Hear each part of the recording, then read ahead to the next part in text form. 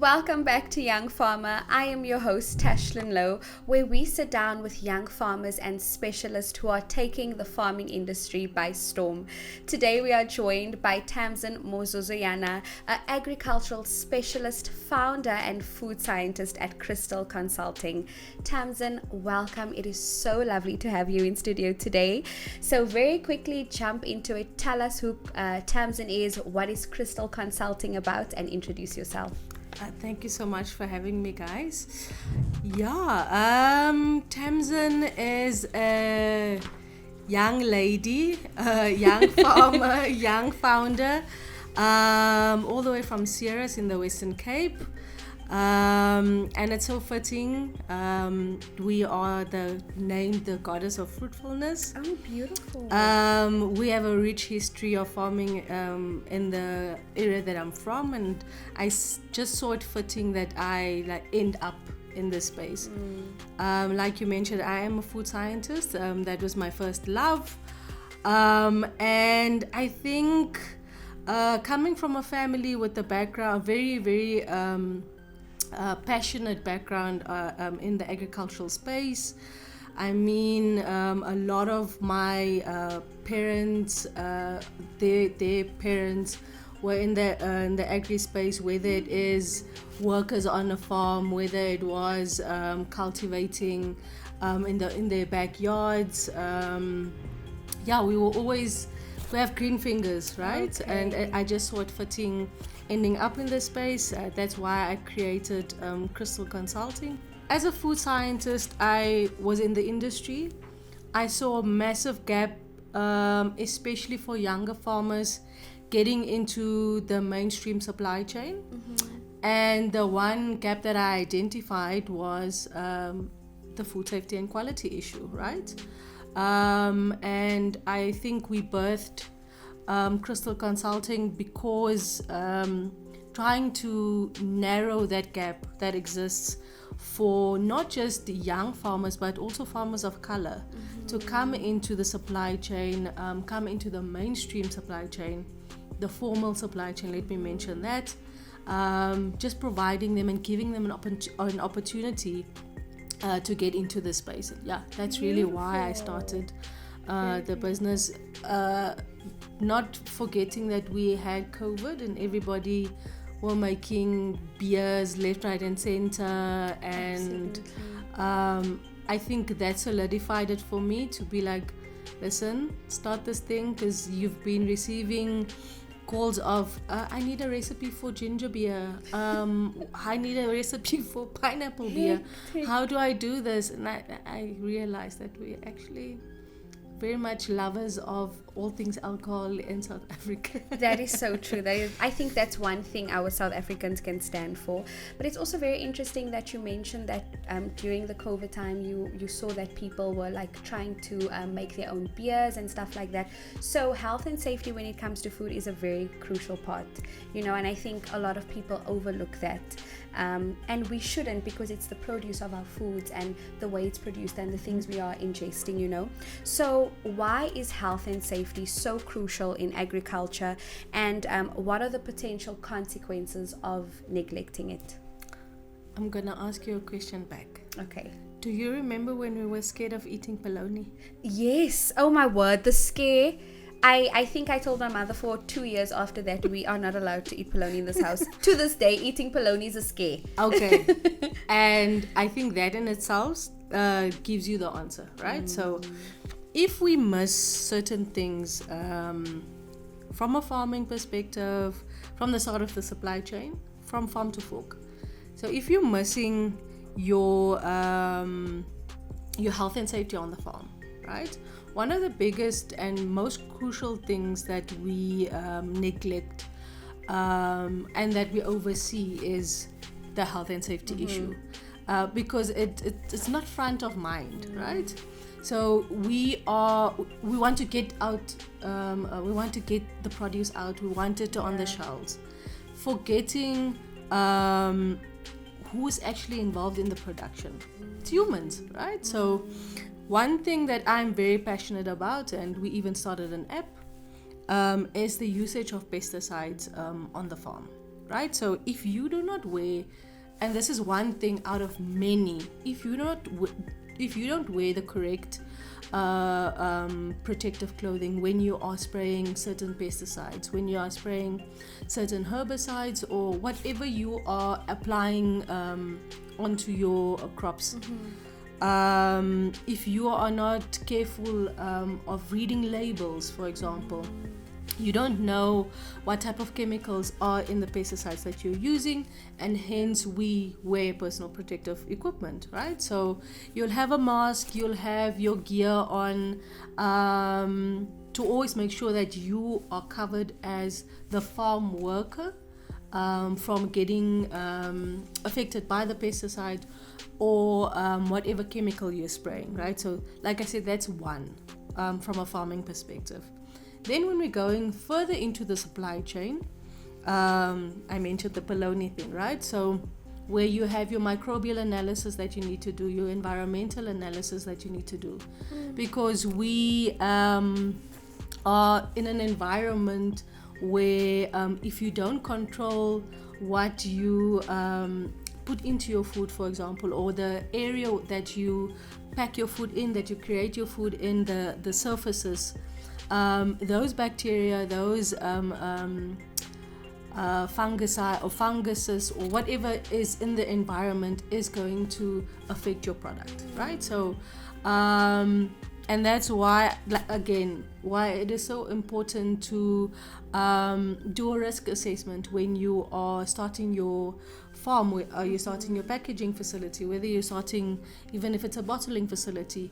It's very important to do a risk assessment to know what kind of risks or hazards are in your environment. Absolutely. And it's so amazing. Every time I'm sitting down with specialists in the farming industry, when we come together to talk about young farmers, I'm learning something new every time, because it's so amazing. I think we overlook so many issues or so many factors that contribute to good quality produce, you know. And you did speak about the importance of young farmers doing a risk assessment, you know. So from your experience, what are some of the challenges or some of the risks you have seen young farmers go through, and what are the ways that they can avoid that or mitigate that from happening? How much time do you have? Enough, more than enough time. Go for it. Look, there's an array of issues surrounding the farming space, more so surrounding young farmers, because you'll find that it's first generational farmers, right?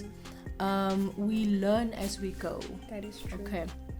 So you are lucky if you know if you are second generational farmer or third generational farmer, right? Because like I said, we yes, we come from farming backgrounds, but we're not commercial farmers. Okay, so chances are that information and knowledge passed down stopped at a certain point, right?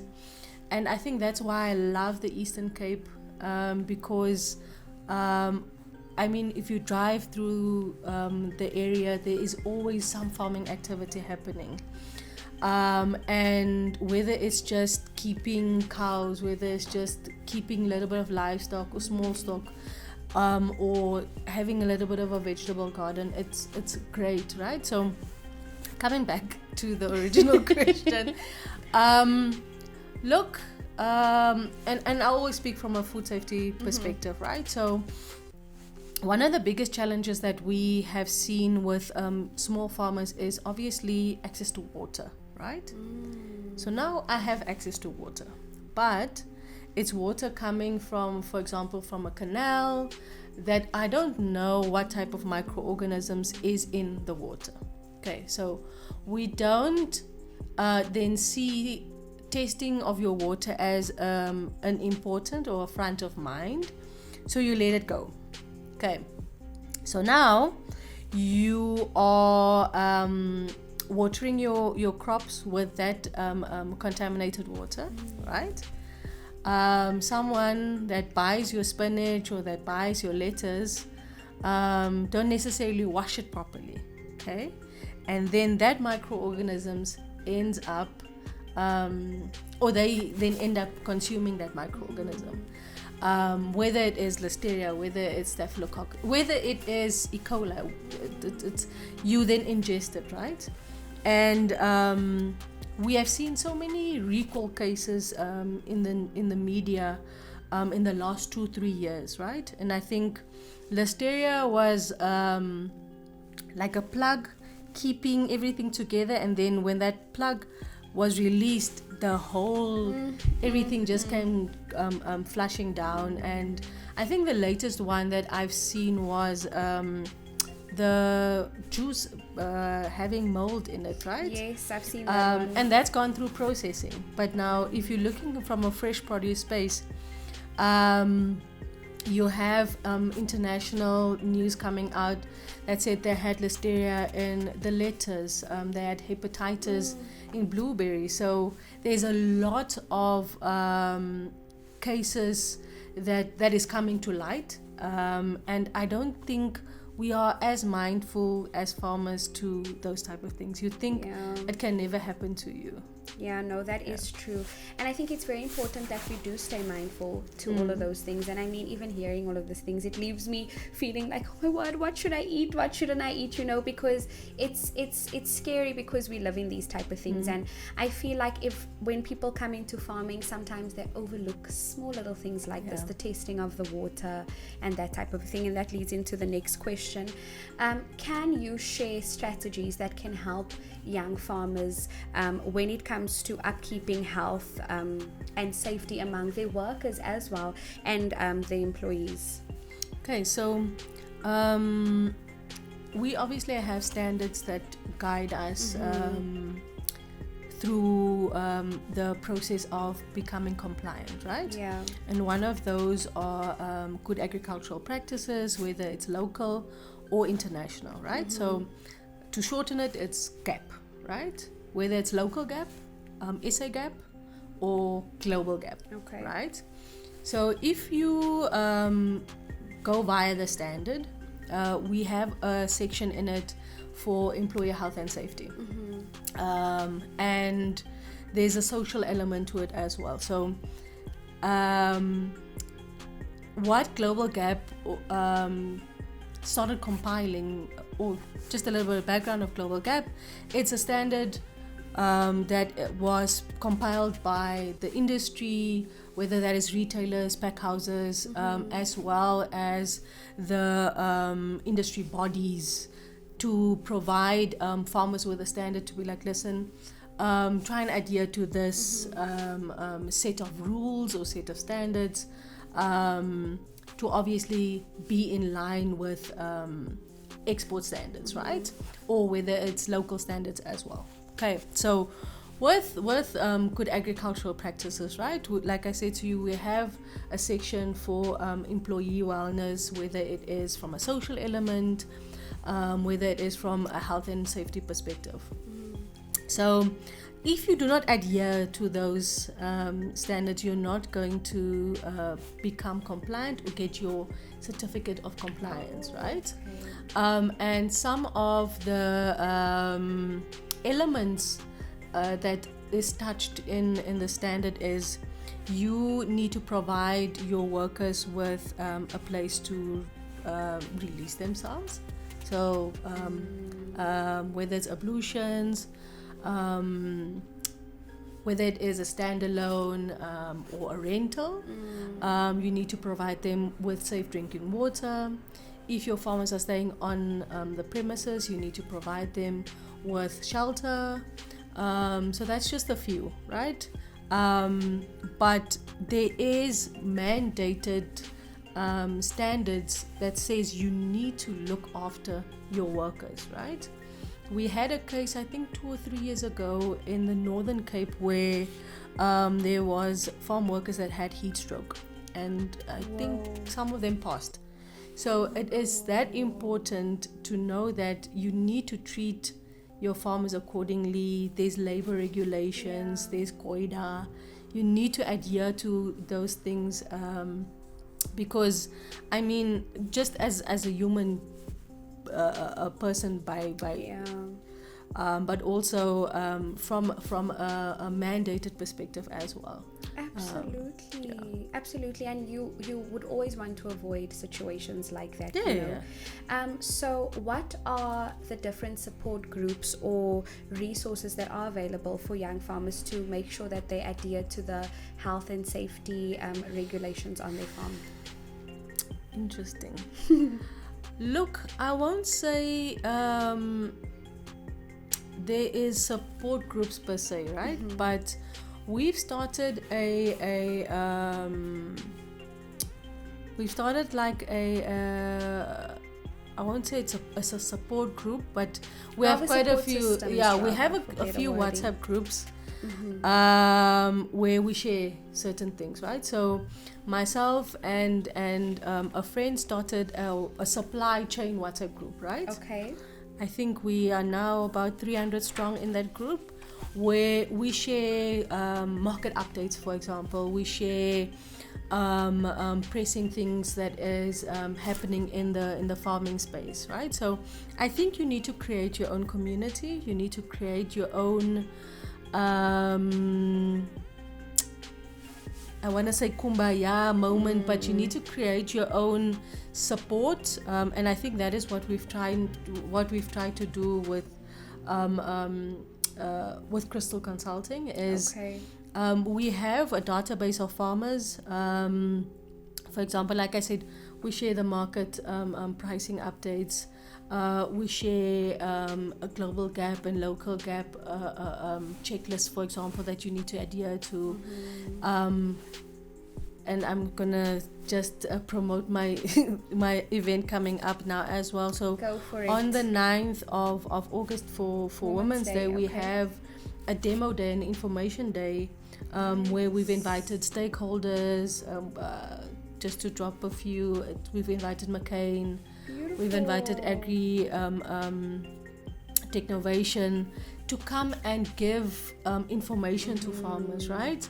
So if you're looking at an offtake agreement, for example, if you're looking at knowing what type of soil you need to have to grow certain veg, that is what we're definitely going to discuss on Women's Day. So it's things like that where you need to create your own and you need to do your own research as well. And I normally call these guys the plant and pray ones, where you just put a seed in the ground, you do your thing, and when it's time to harvest, they'll be like, Tamsin, I have cabbage, what must I do?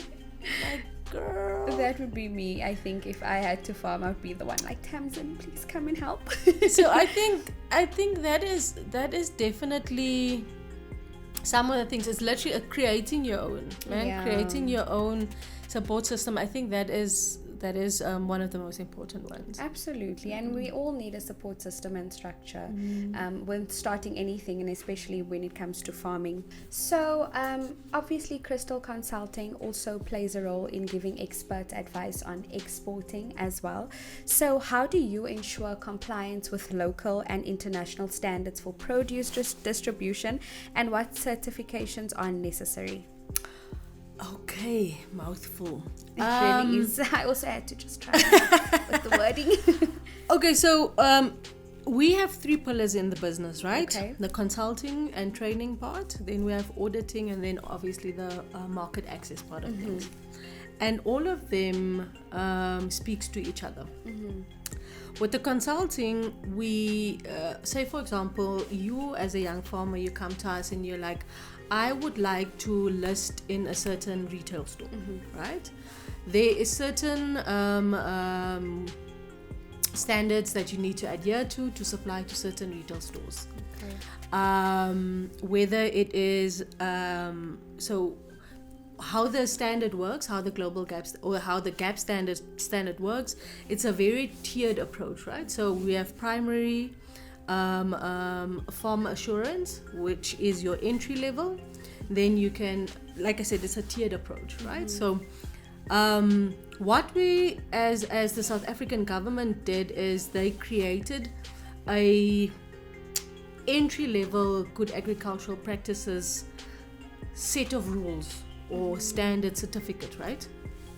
Where if you adhere to the bare minimum, you can list in your South African retail stores. Okay. There's obviously certain stores that have certain in-house regulations or certain in-house standards that you need to adhere to, right? So it is all about what the farmer wants, what the end goal is. Okay. So if you are looking to export, right, you need to look at an international standard that is global gap, right? So you'll approach us and say, I would like to export to X country. Okay. You need to be specific because there's also different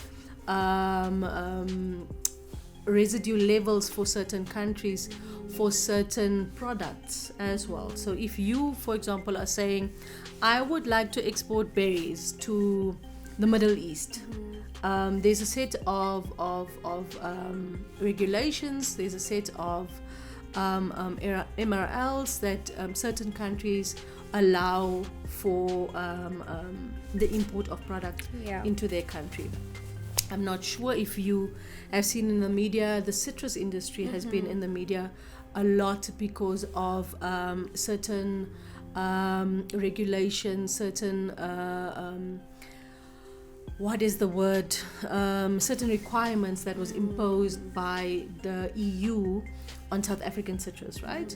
Because there were certain, whether it is pests or pesticides that is still on the fruit, and it's now then brought into the country, and it wreaks havoc in their country, right? So like I said, it all depends on what is the end goal of the farmer. We do assist with all of those things. We also export ourselves. We also import a lot of products. So yeah, man, it just depends on what is the end goal. Lovely. And speaking on that, can you share a few strategies with or a few successful export strategies rather for a local agricultural product, and what made it successful? Look, like I said, it's very demand dependent.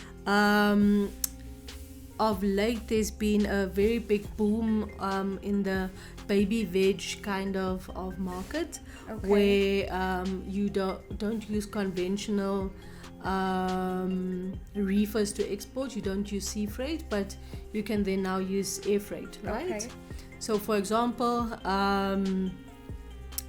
one of my counterparts in Zim, his name is Clarence, they have an export contract with the Netherlands. Oh, wow. Where they're growing sugar snap peas and mangitouth peas, right? Okay. So they have a program that they run with small farmers. You don't need a lot of land, and they obviously take you through the process of what you need to do, what you need to adhere to. They do the testing for you, all of those things.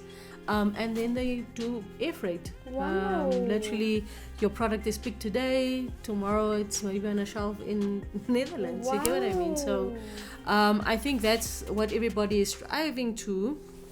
However, like I said, at the end of the day, what is the end goal? Yeah. Right? So with the baby veg, you can do that. If you are looking at the palm and the citrus industry, if you're looking at the stone fruit industry, that's a completely different industry, right? Yeah. Vegetables in itself, we have a very big demand in the South African market. If I'm just looking at the retail industry, for example, we have quite a few retail outlets that, if you're just looking at cabbage and spinach, we consume those two veg like it's that is so true. Staples, seven colors. And like I said, it's very much dependent on what is your end goal as the farmer. Where do you see yourself? Because not everybody wants to necessarily export their product. and also not everybody necessarily wants to formalize and commercialize their business. And I think that is where we sometimes, when we come in, we're like, yes, commercial farmer. And a lot of farmers are like, I'm okay here as a medium, small farmer. I can still provide to my informal traders. They'll come and they'll load bakkies, they'll load trucks to the, I mean, you have guys that is delivering 1,000 heads of cabbage per day. Wow. So yeah, it just depends on what is your strategy as a farmer and what is your end goal. Yes. Very, very Yes. interesting. Yes. And speaking of everything and all the information you did give, we are in the technology based world right now. So what role do you think technology plays in streamlining compliance and distribution processes for young farmers?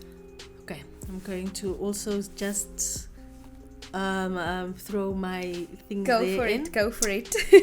Look, technology is something that needs to be leveraged in any shape or form, Yeah. right?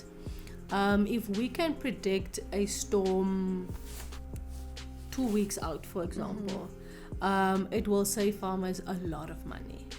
We just had a massive flooding in the Western Cape, where there's so many people that lost their crops because of the flooding.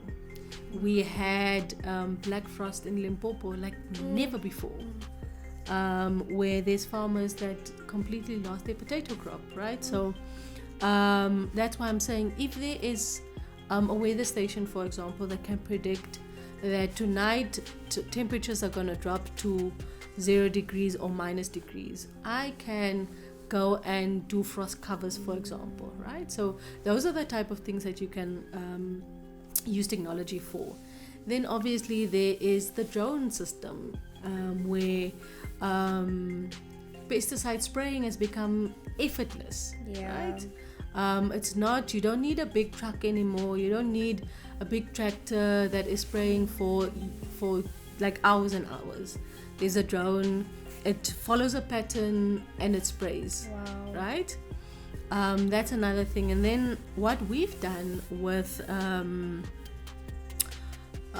technology, right? So to integrate the global gap or local gap element of or record keeping element of your farm, right? So I'm of the opinion, and all of the auditors will tell you, if it's not written down, it didn't happen. There's no traceability, there's no trace that it happened, it didn't happen, right? So we have developed a platform called Crystal Grow, where you do all your record keeping for your farm, whether that is your spraying records, whether that is your pesticide usage, your monitoring of your water usage, all of those things we have combined into a platform, right? And what that allows is, it obviously, you carry it in your pocket, you can have it on your cell phone, you can have it on your laptop. But the other thing that we've done is, and I've worked with a developer from Australia on this, is we've used blockchain technology at the back end of it. So if you input that you have used, for example, I'm going to make if you've used land, for example, on your on 1 hectare, and the amount that you've used, what you've applied, right? You input that onto the app. It will tell you, you'll get a QR code. That input goes and lies on the blockchain. Like I said, then it generates a QR code. That QR code can go to your end supplier, or to your end user, or to your retailer, or to your pack house, for example.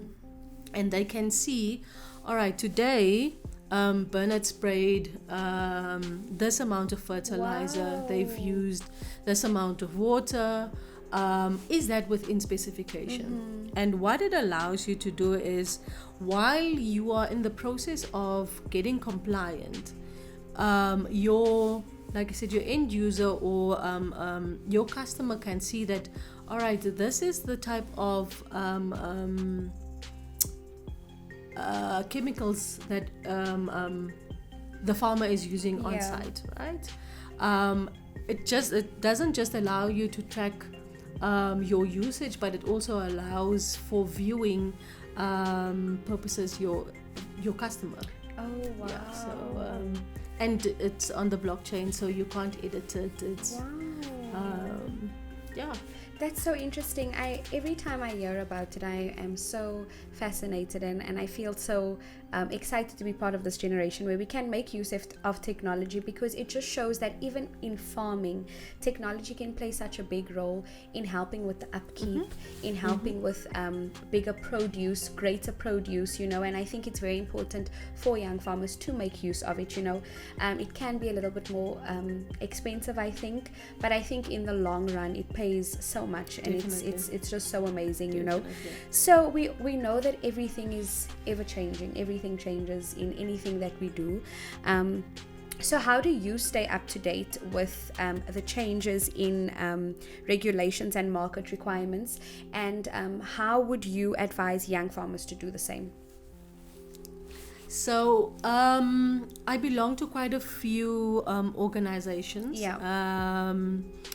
especially international, because it filters down, right? From an international level, it then now filters down to national. Just an example, we like I said, we have certain maximum residue levels of certain chemicals that you are allowed to have sprayed on your product, right? Okay. So if the US or the EU impose certain restrictions, if you are a farmer based in South Africa exporting to those countries, you need to be mindful of that, right? Very important. And that's just one thing. We recently had a labeling regulation change in South Africa, where there is definite and major changes that if you are a packager, you need to be mindful of that. And who can forget the cannabis regulation that the president just snuck in before elections? So ever-changing things. I think if you are obviously in the industry, for me, research is your number one thing. That is so right? true. It's your number one. I want to say your number one place that you can rely on. For myself, I follow quite a few international publications where if there's any notices that come out, I'm made aware of that. I also know that there is certain updates and bulletins that come out where if there is something that's going to be put into regulation or be written into law, that they will update you about it. Look, from a small farmer perspective or from a young farmer perspective, it's like I said, it's I think it's quite difficult because there's no central hub for all of those information. If there is, and I certainly don't know about it now, but a previous company that I used to work for, Mary NutriSciences, they also have like these alerts that you can subscribe to, for example, where if there is, for example, a like I said, a residue level update that comes out, they'll alert or they'll post on their LinkedIn page, for example. So I think it's just staying up to date with current affairs, but it's very much dependent on you, the person themselves, right? If you are someone that's going to wait for information, it's going to affect you. That is so true. That is so true. So I do hope to the young farmers who are out there to make use of technology, 100%. Like you're saying, 100%. Because it can save so much time, money, and resources. So what are the most significant, because we all face barriers in anything, so what are the most significant barriers to market access for young farmers, and how can they be addressed? Actually, the topic that we're speaking about now. Look, food safety is it's a tool that we've put in place to keep our consumers safe, right? But I'm also of the belief that in certain cases, it is also used as a let's keep it to ourselves, right? Because it is costly in some cases. It is costly, and if I'm just looking at our clientele and the feedback that we've received is, Tamsin, that this thing is expensive. It might not be our services, but the things that go with it, the testing. I just said you need to test your water. Exactly. You need to test your soil. You need to test your product. And that can build up to quite a bit of expenses, right? So that is why we're trying to there's a program that I'm doing with her name is Lena Keita. She her business is called Issa Agri Academy, and it's a PPCB sponsored program, right? So PPCB's Perishable Products Export Control Board is they will inspect your product if you are exporting, right? So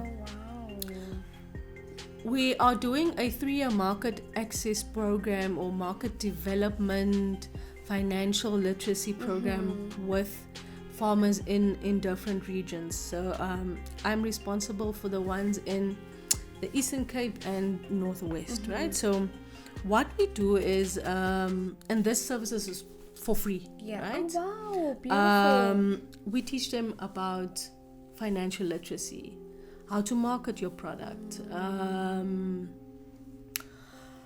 food safety and quality, so all of those things. And you also, at the end of the day, you have you work with auditors to do your risk assessments, to get you through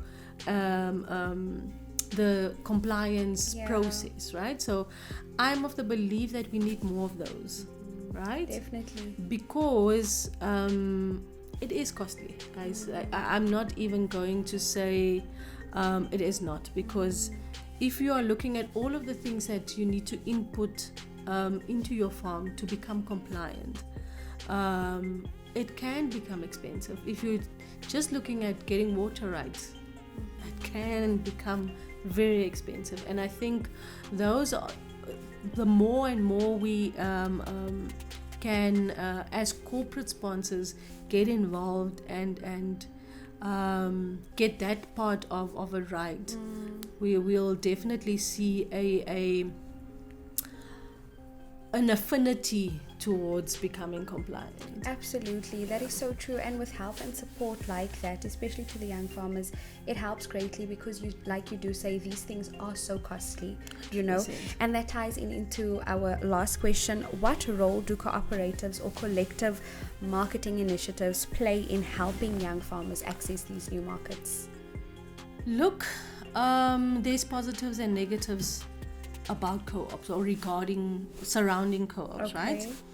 I am of the opinion that if you run a co-op properly, it can work properly, right?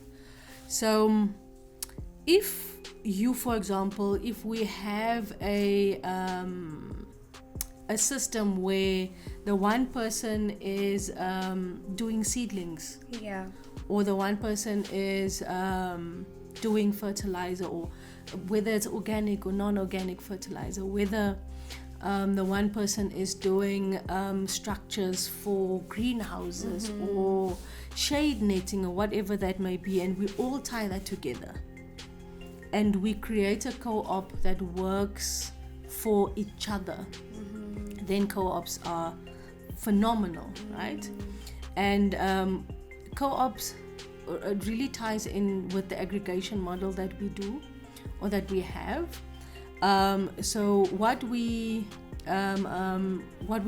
had to venture into is to start providing farmers with not just off-taking their product, with not just buying their product, but also assisting them with technical knowledge, for example, technical support, whether that comes in the form of an agronomist, whether that comes in a form of having an auditor walk through the auditing process or walk through the compliance process with that farmer, that they are able to understand the process better, right?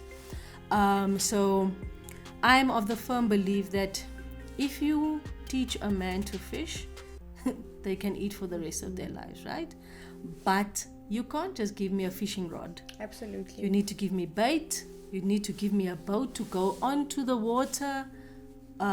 You need to give me a net to scoop out the fish with. So you need to have all of these resources in place.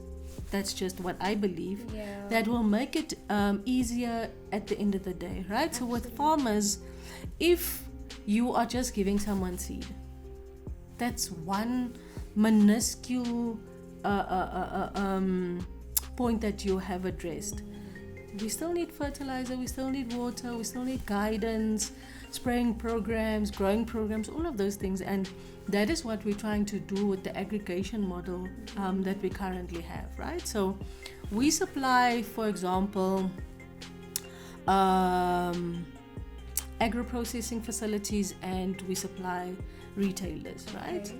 So we have a customer X come to us and they're like, we want 30 tons of tomatoes. Okay. I'm not farming tomatoes myself, but I know that someone else is farming tomatoes. That person can give me 5 tons of tomatoes, right?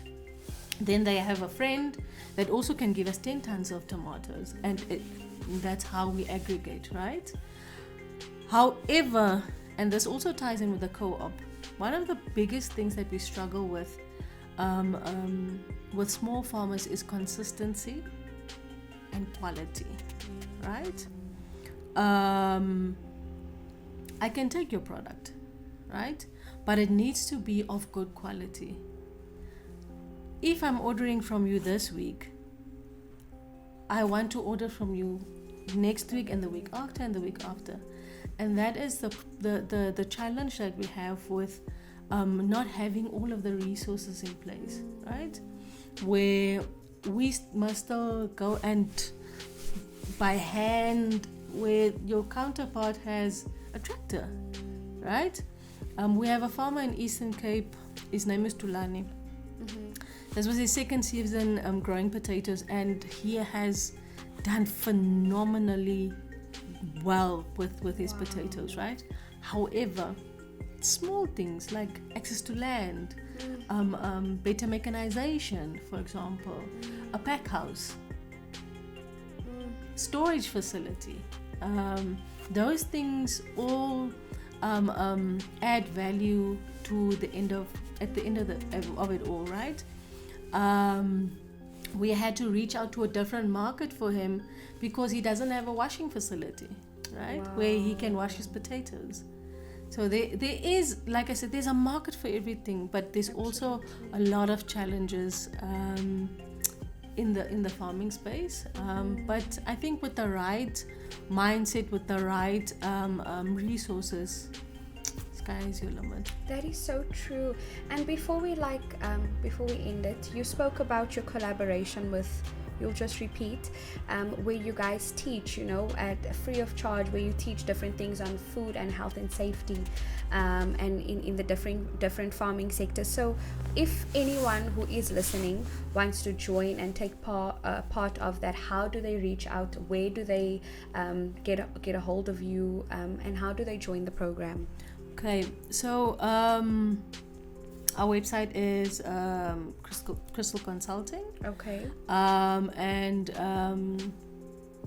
there's an info page where you can just try and send us an email. Okay. We receive that in our info email. I'm on Instagram. We're on Facebook. We're on the socials. But also, look, I think, like I said, if we get more corporate sponsors coming on board, right, that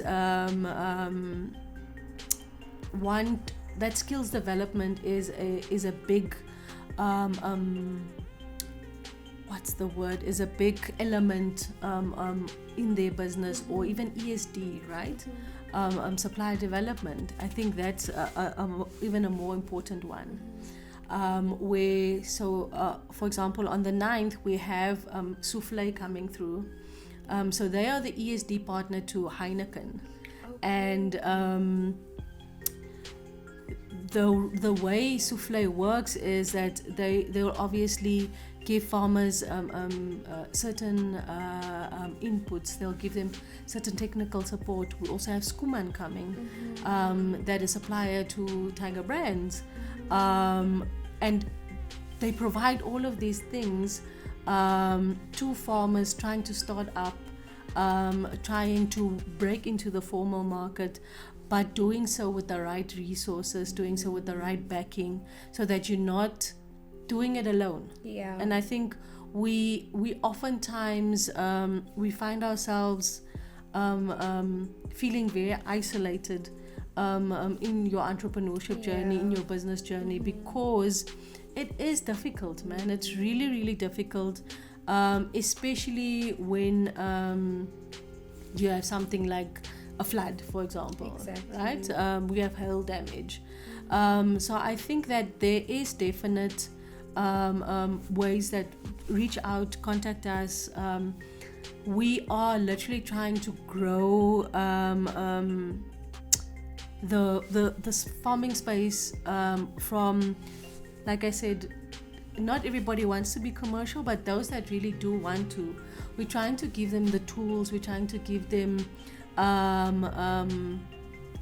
we're trying to teach them how to fish, so that they will know how to fish for the rest of their life. Absolutely. Yeah.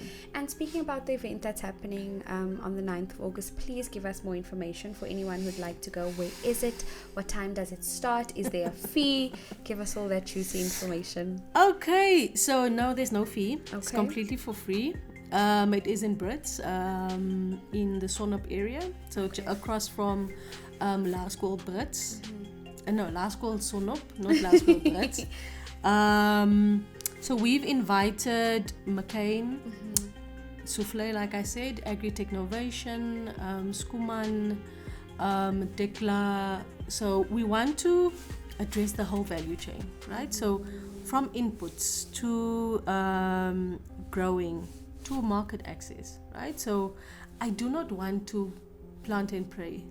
Yeah. I want to plant potatoes for X off-taker, right?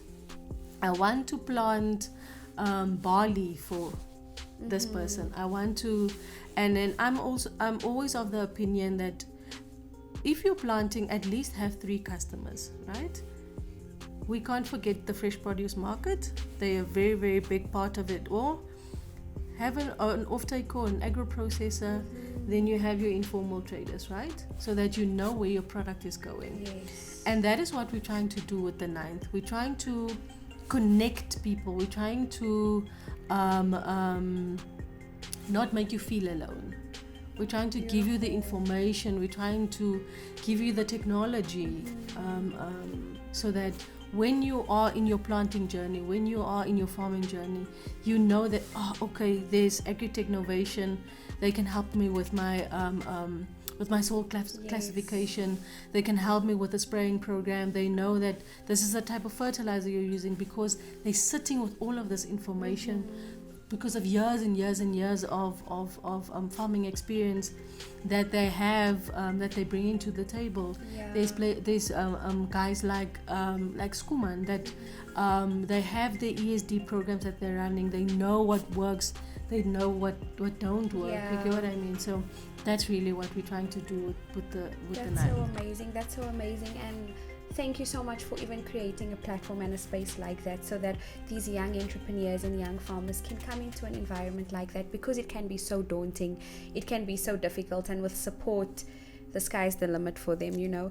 But we love ending off the show with everyone that we have here. If you have any small little piece of advice to a young farmer that is out there watching, whether it has to do with health and safety or exporting if they want to go, or just farming in general, please give them any short piece of advice. It's never too early to start. It's never too early to start your compliance journey, right? You do not need to have money to start. Whether it's just doing an Excel spreadsheet, for example, having a book, writing down, I have applied this much land today. I have scouted and I saw, for example, I saw bollworm. This is what I sprayed, right? It's never too early to start your journey. We need to get into a culture of writing things down, and we have a course, actually it's called food safety culture, where you need to get into the mindset of writing it down, noting it down, having a checklist. For example, I've cleaned here, this is now clean. You get what I mean? So I think if that is it, it's never too early. Also, do not be afraid of standards, guys. Do not be afraid of global gap. It's literally, it's a set of regulations, a set of rules. It's not bigger than you. It's not bigger than you. If you bite it off in chunks, it's literally, it's like anything else. It's because that's what we find. We find that a lot of farmers don't want to take on the journey because they see it as it's too much. Absolutely. Tamsin, thank you so much. It was so lovely having you in studio with us today, chatting to our young farmers. I know that they have gained such pure insight and good insight that they can use in their young farming journey. So that is all from us today at Young Farmer. Thank you so much for joining in. We hope you enjoyed the discussion and learned a lot as you go through your young farming journey. To everyone out there watching, please remember to like, subscribe, and share to anyone that you know might need this, that can make good use of it, or just for interest's sake. I am your host, Tashlyn Lowe, and until we meet next time, bye-bye.